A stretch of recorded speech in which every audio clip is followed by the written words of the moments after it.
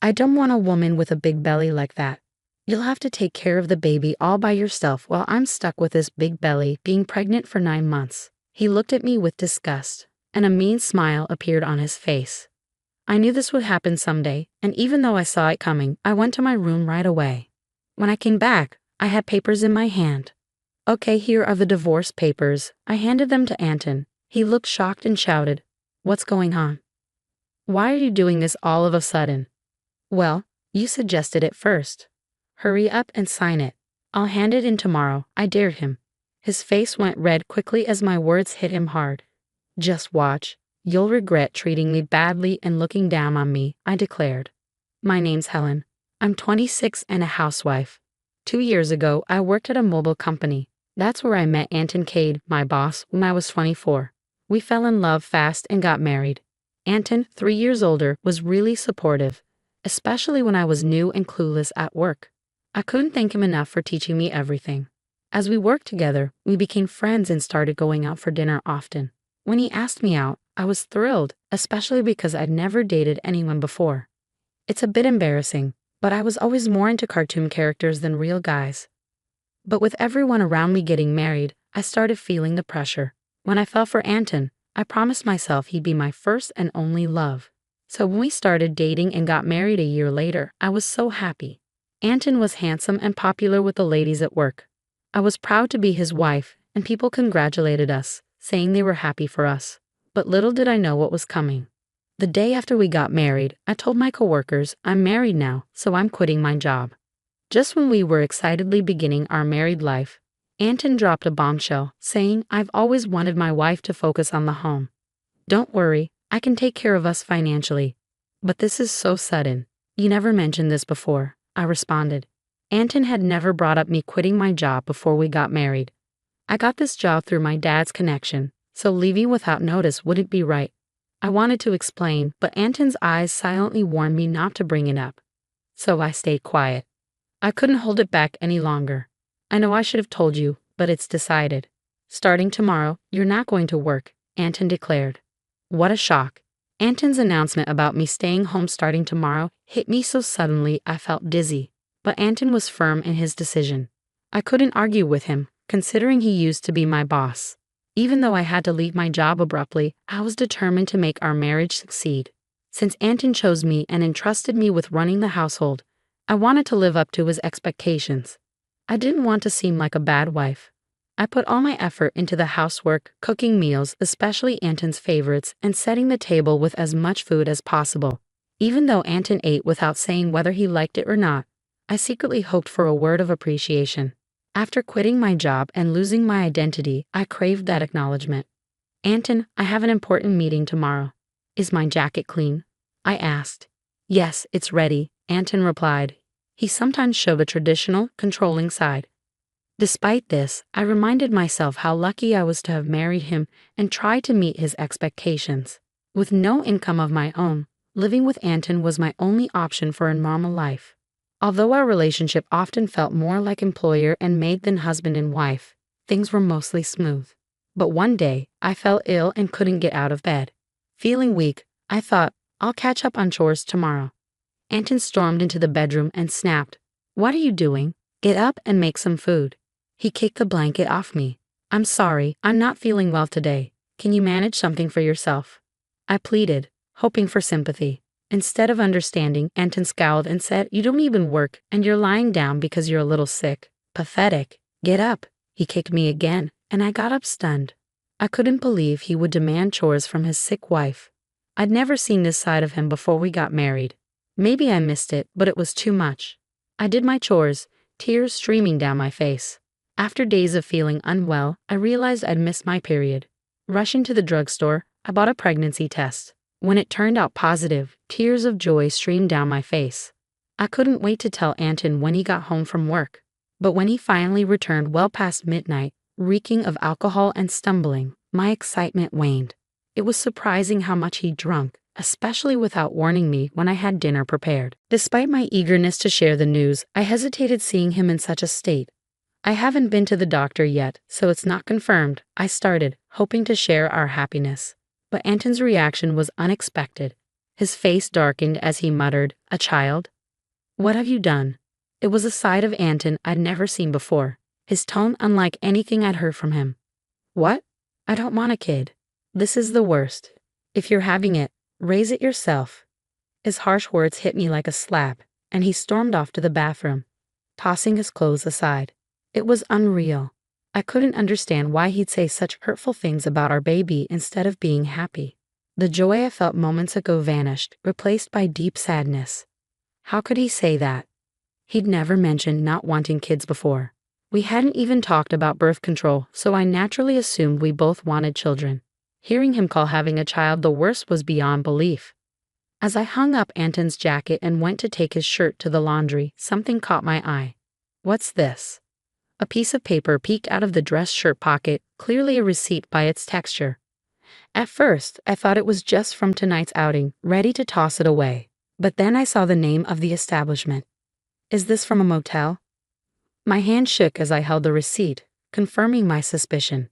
It was indeed from a motel. The weight of this discovery pressed heavily on my heart. Why doesn't Anton love me? Isn't marriage supposed to be built on love, especially since we've only been married for a little over a year? How could this be happening? I'd spent years lost in fantasies, never fully experiencing a real relationship. I couldn't immediately accept this harsh reality. But the idea of Anton cheating started to make sense, and pieces of the puzzle fell into place. Had Anton been using me since the beginning of our marriage? Was he truly in love with someone else while I was just a convenient servant? All these doubts churned inside me. Was that why he reacted so harshly to my pregnancy news? As I wrestled with these thoughts, nausea overwhelmed me, and I grew convinced that something wasn't right. Yes, it's clear now. Maybe he pushed me out of the company because his mistress was there. It felt like pieces were falling into place, as if he'd married me for stability rather than love. Reality blurred with my imagination, but his heartless words after learning about my pregnancy couldn't be ignored. That day, I resolved to gather evidence of Anton's affair. From then on, his cold treatment of me was undeniable. It was as if he couldn't forgive me for getting pregnant, even though he knew I was suffering from morning sickness. He'd deliberately eat strong-smelling foods near me and criticize my housework, making me do it over again. My pregnant body endured a lot, and my heart weighed heavy. But despite it all, I continued to investigate his affair. Anton was glued to his cell phone, even taking it to the bathroom, making it impossible for me to sneak a peek. When I managed to sneak into his room, it was spotless, with nothing suspicious in sight. He was always meticulous at work, and his desk was impeccably organized. I realized it would be hard to catch him off guard directly. I kept checking his pockets for any clues, like receipts, but my investigation was proving tough. The idea of hiring a detective crossed my mind, but I didn't have the money for it. Lost in thought about my situation, I got a surprise call. It was my father, who rarely contacted me, so I was curious about why he was calling. "Hey, it's your dad. How's everything?" he asked. His call caught me off guard, knowing how busy he usually is. "Dad, what's up? Aren't you swamped with work?" I questioned. "My team's been handling things well, so I've got some free time," he explained. My dad's the CEO of a company in Canada, and work has always been his priority. I didn't have many memories of playing with him as a kid, but I respected his dedication, so his call left me curious. I asked, "What's going on?" As he began to speak, he dropped a bombshell. "Seriously?" I exclaimed, struggling to believe it. "Yeah, he wouldn't make this up. I need you to trust me on this," my dad reassured me. At first, I was speechless, but as it sunk in, I felt relieved. "Thanks, Dad. I really appreciate it," I said gratefully before ending the call.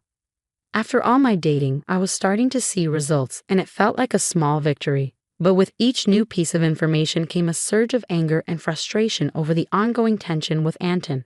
Months dragged on, and our relationship stayed strained.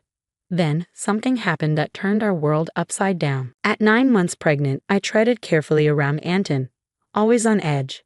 I tried to keep to myself, living a quiet, restricted life. One evening, I served dinner as usual, and when Anton got home, we sat down to eat. As I quietly took my first bite, Anton suddenly slammed his fork down. "What's this? It's awful," he yelled, hurling the food I'd made onto the floor. His sudden rage left me bewildered, struggling to make sense of it all. Anger surged within me as I watched him dismiss the meal I prepared. I've been thinking about this for a while. Lately, your cooking has been bland, Anton criticized, claiming my meals lacked flavor. It was true that during my pregnancy, I'd been toning down the spices for health reasons, but it was only temporary. If he wanted more flavor, he could have added seasoning himself.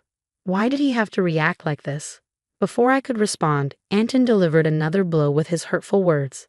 I don't want a wife with a big belly like yours. You'll be on your own with the baby while I deal with my own issues. He spat, his eyes full of malice and a cruel smile on his lips. I had feared this confrontation, but I'd hoped for a different outcome.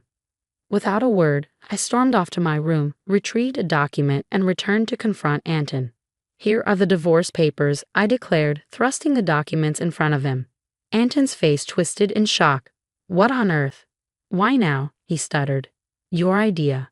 Sign them quickly. I'll file them tomorrow, I retorted.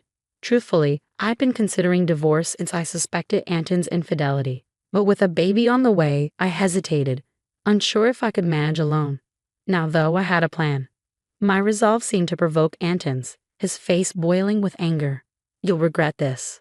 Every moment you belittled and controlled me, I warned, unwavering. I'll manage. Don't worry, I reassured him. Perhaps annoyed by my determination, he snatched the papers and began filling them out. Here. If this is what you want, take it, he grumbled. Thank you, I replied, surprised at how smoothly Anton handed over the divorce papers. The next day, I wasted no time in submitting them and leaving the house. I knew he'd be in for a shock when he got home from work. Moving in with my parents seemed like the right move, especially with my dad returning to the U.S. from Canada. I was grateful for their support and fed up with life with Anton. On a day I left, Anton called 3 times, but I ignored everyone. Eventually, the calls stopped. It was clear I meant little to him. He was probably content with his mistress, maybe even considering remarriage. I'd moved on from Anton, and 6 months had flown by. My baby arrived safely, and I was happily settled with my parents. Life was peaceful until Anton called again. At first, I ignored his calls, but his persistence forced me to answer. What do you want now? I asked, wary of his tone. Why were you on that show? And since when were you the daughter of a CEO with millions? Anton's voice boomed with surprise and anger. It turned out he'd seen a TV show broadcasted after I returned home. I'd been approached by a TV station because of my father's position as the CEO of a top global tech company. They featured our family's lavish lifestyle, filming at our house and discussing our wealth, estimating it at around $10 million. I hadn't expected Anton to see the show, but the power of TV is remarkable. By the way, I didn't mention I have a $33 million inheritance, which is why I could divorce you, I calmly replied. My father told me about it, giving me the confidence to live comfortably after our divorce. Anton's immediate reaction was pure fury. What? That's underhanded. Why keep this from me? Half of it belongs to me, doesn't it? Give me the money, he demanded. Just as I thought, seeing the show only made you think of squeezing money out of me. Gifts from parents don't count in property distribution. And let's not forget your own wrongdoing, I retorted.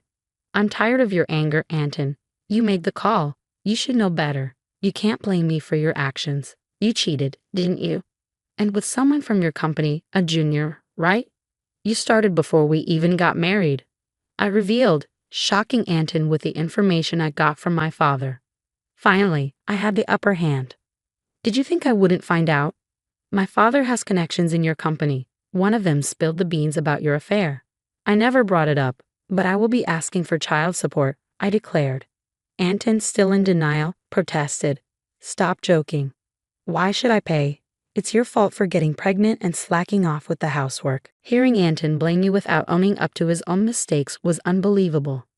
How could I have ever been married to someone so lacking in common sense? I knew leaving him was the right decision. I thought as Anton's pitiful plea reached my ears. I'm broke. My wife spent all my money, and now I'm drowning in debt, he lamented, leaving me more dumbfounded than angry. I never want to deal with such an unreasonable person again, I declared, gripping my phone firmly. Your words are ridiculous. I want nothing to do with you. My lawyer will handle child support. Don't call me and you won't see our child anymore. Goodbye. Wait, Anton pleaded, but I didn't entertain him. After pouring out my emotions, I hung up and blocked his number, taking a deep breath. It's over now, right? No more calls from Anton. I don't want him disrupting our peaceful life, I reassured myself. Just then, I heard my baby crying from the other room, and I hurried to comfort them. It turned out Anton started paying child support each month, as a former colleague revealed. He claimed his new wife was a big spender, and he struggled to cover his living costs with mounting debt. Apparently, he reached out to me hoping for a share of my inheritance, but with me not budging, he found himself drowning in expenses, his income falling short. Whether it was pride or financial pressure, Anton's life took a downward spiral. To add to his troubles, he foolishly began his job hunt after leaving his current company, leading to financial hardship. Learning this from a colleague left me unmoved. He brought this upon himself. His cruel words and actions won't be forgotten easily. I hope he learns from his mistakes. Meanwhile, I'm enjoying parenting with my parents, free from financial worries. With the possibility of inheriting the company, I'm ready to step up. Like my hardworking father, I'm determined to make my mark.